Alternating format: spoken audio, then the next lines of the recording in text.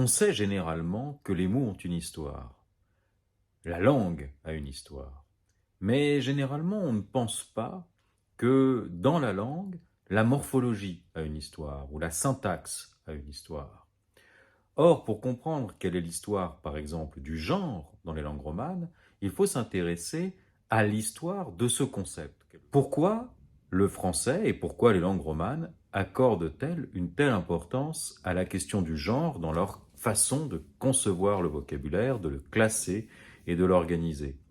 Et même au-delà, pourquoi la façon de marquer le genre dans les langues romanes est-elle si différente? Pourquoi est-on si habitué à entendre, vous savez, ces mots en A, en I, en roumain, en italien par exemple? Pourquoi dit-on ragazzi? Pourquoi dit-on la donna? Pourquoi dit-on le donne sans S?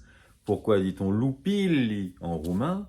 Alors que dans d'autres langues romanes comme le français ou comme l'espagnol, on a tendance à mettre des S, comme par exemple dans perros, les chiens, et autres mots marqués de cette façon. Alors pour comprendre cette histoire, je suis parti d'un de mes cours et je vous propose de vous donner une explication que j'illustrerai à la fin avec un texte dans une première forme de vidéo qui a pour but d'introduire à ces questions en se concentrant en particulier sur l'ancien français qui est un état intermédiaire entre le latin et les langues romanes modernes.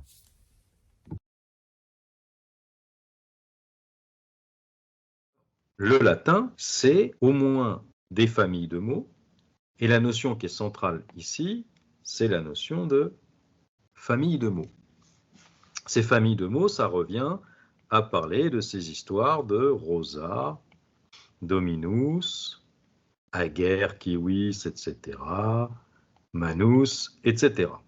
C'est ce que l'on avait expliqué la semaine dernière, c'est que ces familles de mots, c'est la façon qu'ont les latins de considérer le vocabulaire.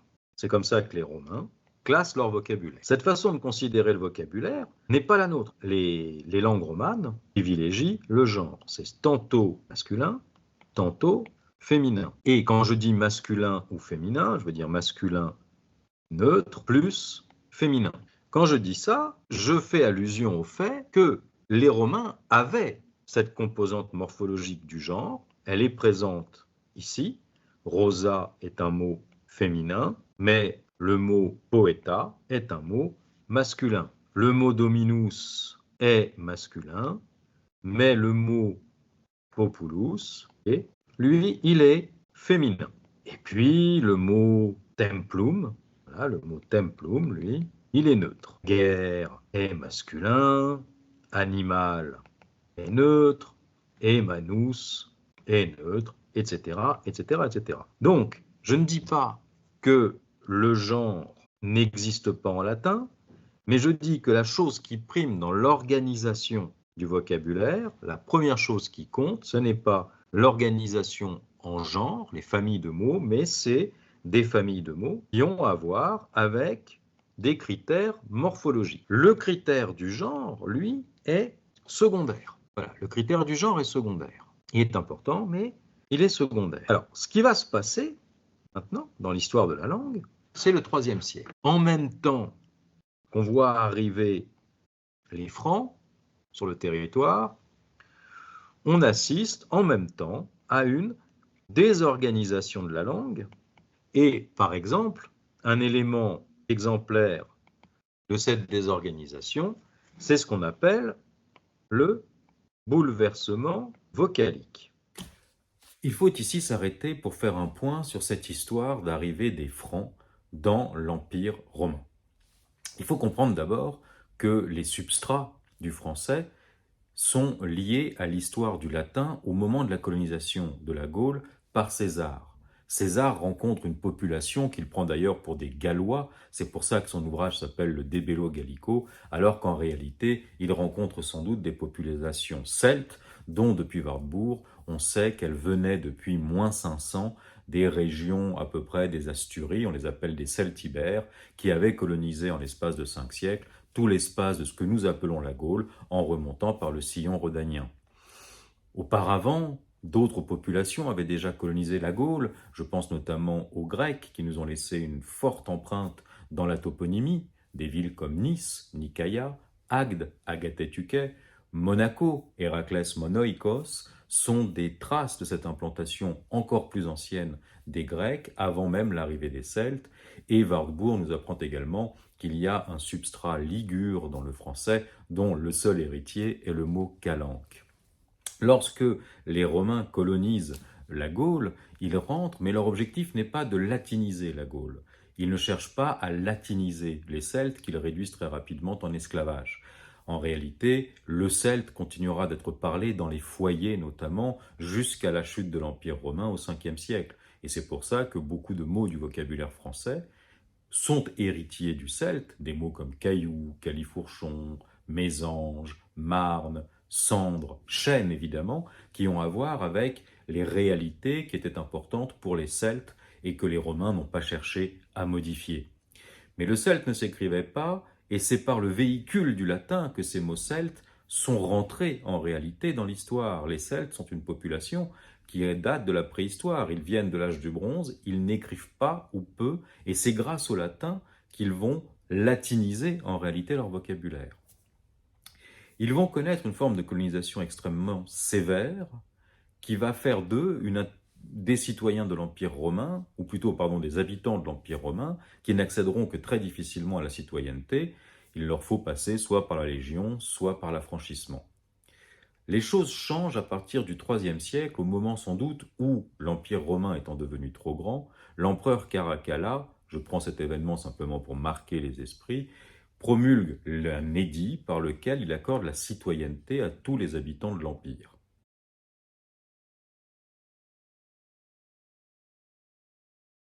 Caracalla change considérablement la donne pour l'Empire romain, notamment pour la gestion du limes, c'est-à-dire des frontières de l'Empire. Alors il faut comprendre qu'au IIIe siècle, la gestion des frontières est évidemment un enjeu capital. Les populations qui n'habitent pas à l'intérieur de l'Empire romain sont souvent en relation avec l'Empire. Et c'est notamment le cas des populations germaniques, et parmi les populations germaniques, celles qui habitent à la frontière elle-même, notamment les populations franques. Ces populations sont en réalité déléguées, souvent mercenarisées, payées par l'Empire pour défendre les frontières contre l'arrivée d'autres barbares, d'autres populations, qui parfois, sous la pression des Huns, des Alains ou des Vandales, qui menaient de grandes razzias, de grandes expéditions pour tenter de piller les populations qu'elles rencontraient jusqu'à l'Empire romain, de rentrer dans l'Empire lui-même. Il y a une mode franque au IIIe siècle. Les mœurs germaniques plaisent aux habitants de l'Empire et notamment aux habitants de la Gaule. On aime s'habiller à la façon des Francs. On aime porter les braies des Francs. On abandonne la toge et on porte les vêtements des Francs. Et de l'autre côté, les Francs, eux, sont en partie fascinés par la civilisation des gens qui habitent à l'intérieur de l'Empire, pour qui finalement il y a l'eau quasiment courante avec les aqueducs, les routes et les beaux bâtiments.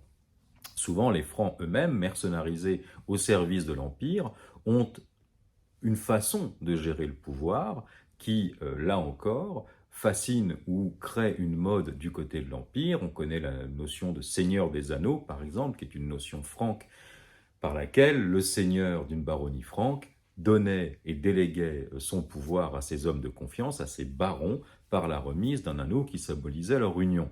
Et cette mode de l'anneau rentrera progressivement dans les mœurs, y compris des habitants de la Gaule, parce qu'ils échangent avec les populations franques.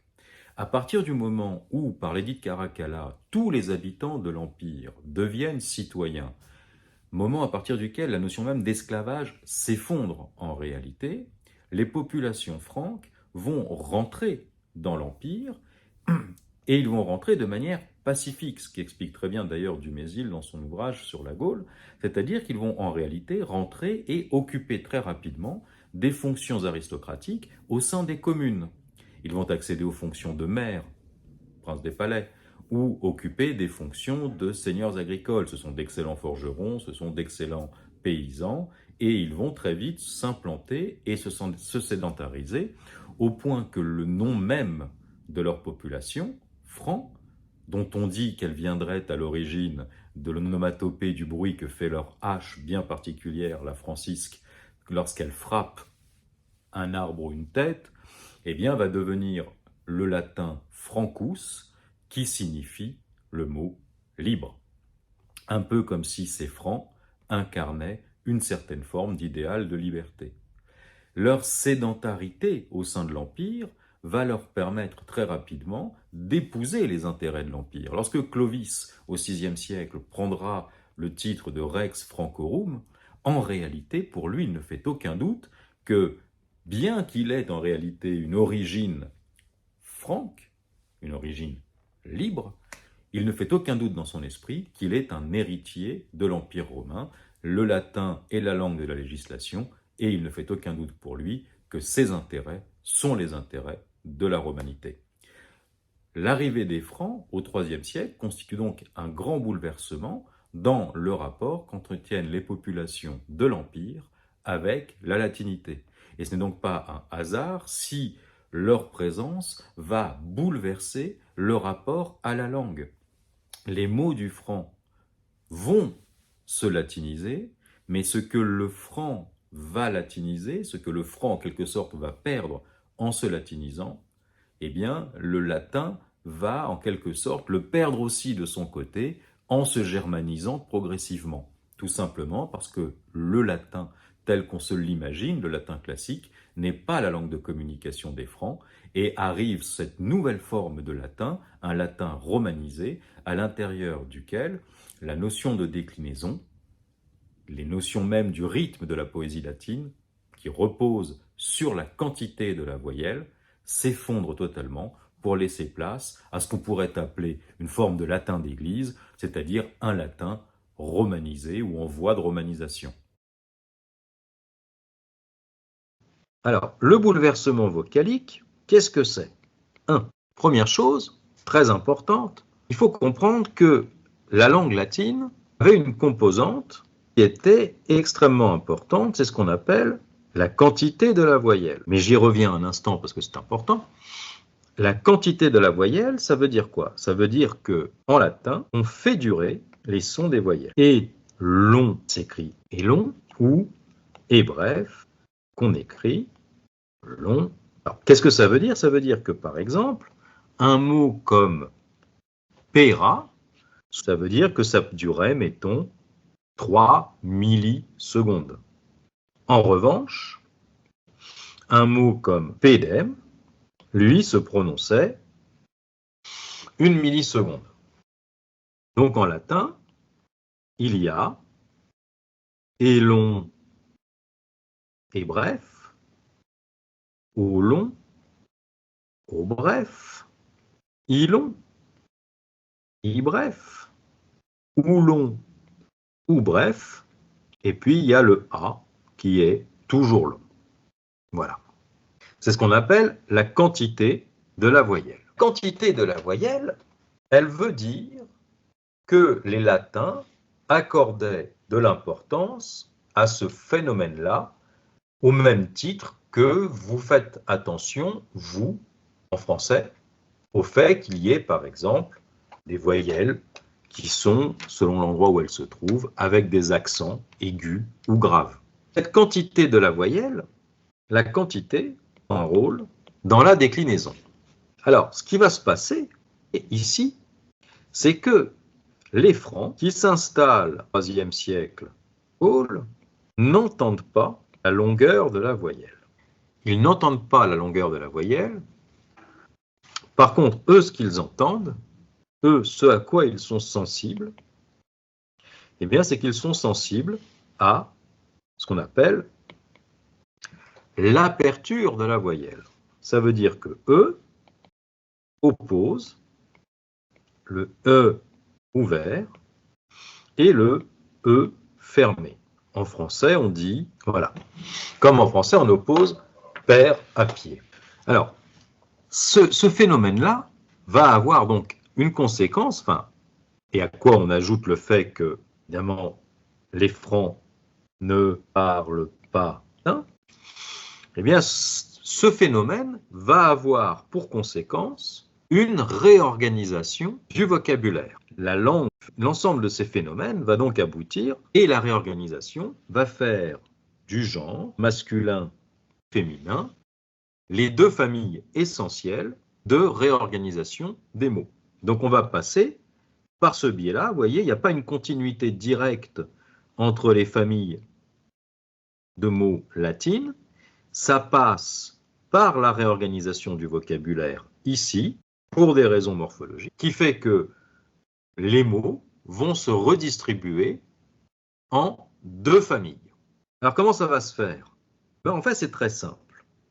Le maître mot, c'est le mot statistique. Parce que, en fait, si je prends par exemple dominus, les mots en ous, latin, sont 90% masculins, j'exagère un peu, enfin bon, 90% masculins, allez, et 8% neutres, 2% féminins.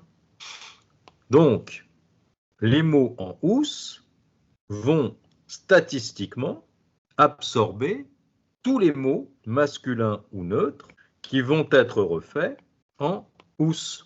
Au lieu de respecter le mot aguerre, eh ben on va créer agrus. Pourquoi? Parce qu'il est masculin. Et de l'autre côté, on va avoir le mot rosa. Le mot rosa est majoritairement féminin, quelques mots masculins, et donc ce sont les mots en A qui vont finir par représenter tous les mots féminins. Tous ces mots vont devenir membres de la famille des mots féminins. Et donc voilà comment en français, et voilà comment dans les langues romanes, voilà comment les langues romanes vont se retrouver avec deux genres.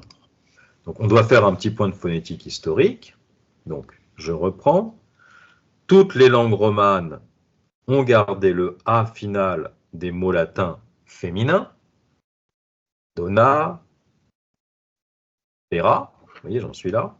Les désinences us latines ont donné les finales en O, comme dans ragazzo ou perro. Le nominatif pluriel des mots en ous est i, le i de l'italien ravioli, et le pluriel, le nominatif pluriel, donc le nominatif pluriel des mots en a, c'est e, hein, et le e de donner, tastirer, etc. Donc là, j'en suis là. Et tout ça, A, B, C, enfin les points là, A, B, C, sont communs à l'italien, au roumain, au sarde, etc. Ça explique la situation de ces langues romanes-là. Alors, le français, lui, est un peu différent, comme vous le savez déjà.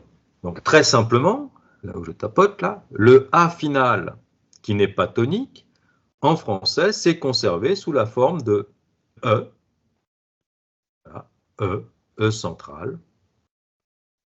C'est le E des mots féminins, type rosa donne rose. Le trait bleu ici vous montre que les E du français sont très proches des A des autres langues romanes. Et la particularité du français, c'est que toutes les autres voyelles finales ont disparu. Il faut s'intéresser au cas particulier de l'ancien français.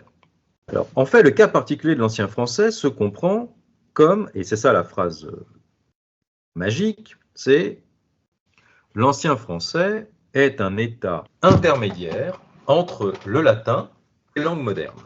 Alors, qu'est-ce que ça veut dire? Ça veut dire que, alors, notamment, l'ancien français est une langue à déclinaison.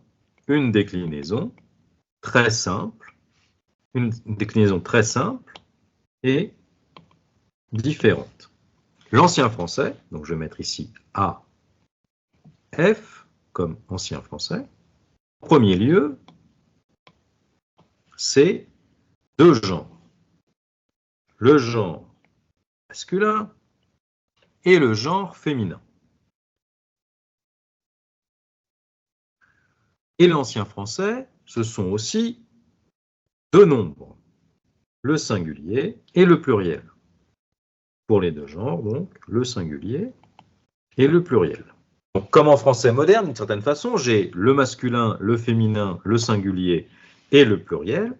Par contre, contrairement au français moderne, je vais avoir et un autre cas qui s'appelle le cas régime. Le cas sujet, c'est un peu l'équivalent du nominatif latin, et le cas régime, c'est tous les autres cas. Et donc, je vais commencer par le féminin, parce que c'est le plus simple. La déclinaison du féminin, vous allez voir, est très simple. Donc là, j'ai le cas sujet, et là, j'ai le cas régime. La forme du cas sujet, c'est rose, cas régime, rose, cas pluriel, sujet, rose, cas régime pluriel, rose avec un S. Et vous allez voir que le masculin n'est pas beaucoup plus compliqué. Le cas sujet singulier d'un mot masculin comme chevalier, c'est chevalier avec un S. Le cas régime singulier, c'est chevalier sans le S. Le cas sujet pluriel, c'est chevalier sans le S. Et le cas régime pluriel, c'est chevalier avec le S.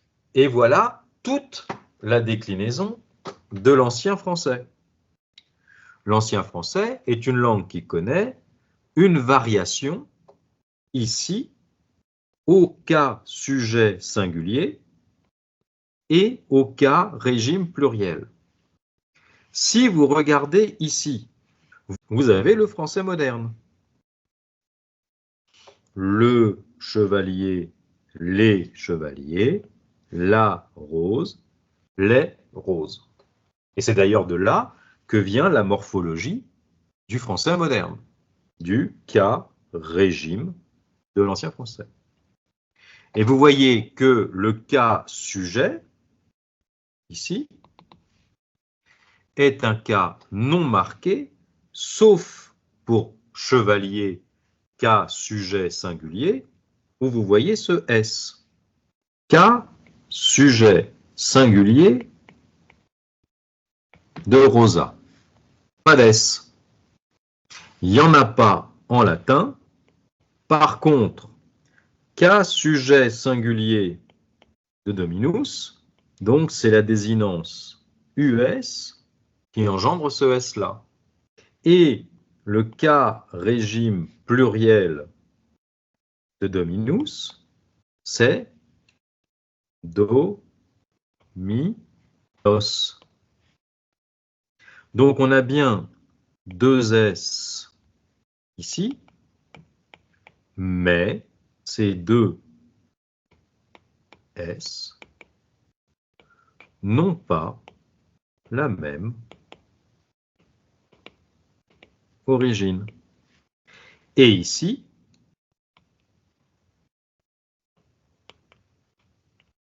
pas d'S. Et voilà toute l'histoire de la déclinaison du français.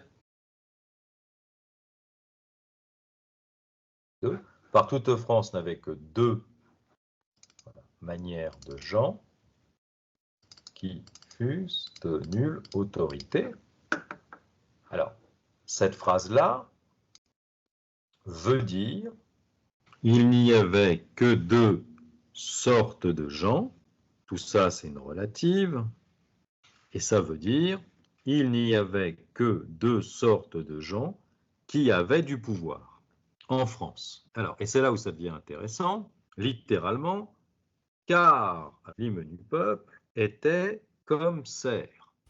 Le texte que nous lisons, l'Ifet des Romains, est un texte un peu particulier. C'est un texte d'histoire qui date du XIIIe siècle et qui, en réalité, réécrit l'histoire antique de la Gaule à l'aune de ce que le pouvoir politique voudrait que la France soit au XIIIe siècle. On retrouve donc dans ce texte des éléments qui décrivent une société antique, féodalisée, avec les trois ordres, d'un côté les prêtres, les druides, de l'autre les chevaliers, les seigneurs, et enfin le peuple qui est, comme dit le texte, réduit en esclavage, Sous-entendu, quelle chance nous avons, nous autres, de vivre au XIIIe siècle, sous le siècle du bon roi Saint-Louis, nous qui vivons comme peuple et qui ne sommes pas réduits en esclavage, alors que pourtant nous retrouvons bien là l'histoire des druides, des chevaliers et du peuple. Le texte est particulièrement significatif et exemplaire de l'usage de la déclinaison en ancien français. Le mot ser ici, ça vient du latin servus. Alors, était, c'est le verbe être, et ça, c'est ensemble. Alors, vous voyez, ici, ce qui m'intéresse, le mot était. Vous voyez ici, était, c'est du singulier. Or, vous voyez ici que le sujet de était, c'est menuts peuplus, car le menu, le petit peuple, était ensemble réduit en esclavage, était ensemble réduit en esclavage. Et moi, ce qui m'intéresse ici, donc, c'est le fait que était singulier a un sujet marqué par S, c'est le S du cas sujet, caractéristique du singulier. Et voilà. À travers la France, il n'y avait que deux sortes de gens qui avaient un quelconque pouvoir, car le petit peuple était ensemble réduit en esclavage. Alors cette histoire de la déclinaison en ancien français est loin d'être anodine. Elle explique l'originalité de la formation de la morphologie de langues comme le français ou comme l'espagnol ou comme le portugais, qui au sein des langues romanes constituent un groupe de langues plus avancées en quelque sorte dans leur évolution que les langues par exemple sardes, italiennes, roumaines.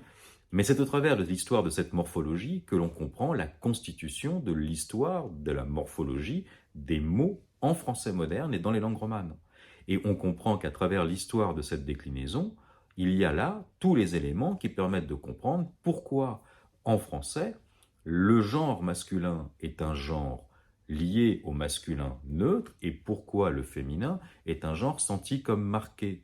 D'un côté, le masculin en français constitue le genre le plus représenté parce qu'il hérite de toute la déclinaison reconstituée sur les mots en us, de la deuxième déclinaison latine, modèle sur lequel tous les nouveaux mots, toutes les néologies masculines ont été refaites depuis le IIIe siècle. Et d'un autre côté, les mots marqués en E en français, c'est l'histoire de tous ces mots en A des autres langues romanes, eh bien, héritent de la réfection de toutes les déclinaisons des mots uniquement féminins sur le modèle formant de la déclinaison de Rosa. Et donc on comprend comment se constituent des langues romanes à deux genres, à l'intérieur desquels le neutre, à cause de sa ressemblance avec le masculin us, a été dissous dans la déclinaison de Dominus, et comment, dès lors, la déclinaison en rosa devient un genre marqué par rapport au genre masculin. Pourquoi je dis ça? Parce que, en réalité, le A final atone si caractéristique de la déclinaison de rosa est la seule voyelle qui a survécu phonétiquement dans l'histoire du passage du latin aux langues romanes. D'autres voyelles finales, lorsqu'elles n'étaient pas toniques, n'ont pas survécu et se sont amuies, de sorte que le seul morphème, le seul élément marquant que l'on repère dans l'histoire de la constitution du genre féminin, eh bien, c'est la survie de ce E final caractéristique du féminin, hérité de l'évolution du A atone de la déclinaison de Rosa. Et voilà comment, dans une langue comme le français, se constitue morphologiquement un genre masculin non marqué et un genre féminin marqué.